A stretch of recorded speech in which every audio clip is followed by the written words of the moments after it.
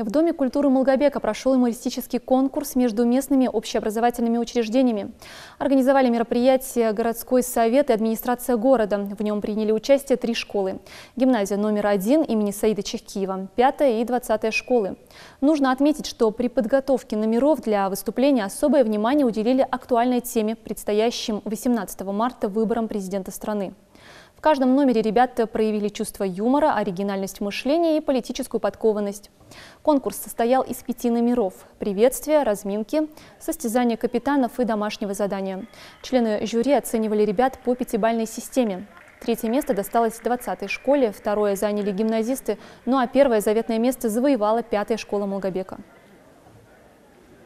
Мы через детей, школьников пытаемся выйти на общие массы, видя, что 18 марта необходимо прийти на выборы и проголосовать за того или иного кандидата.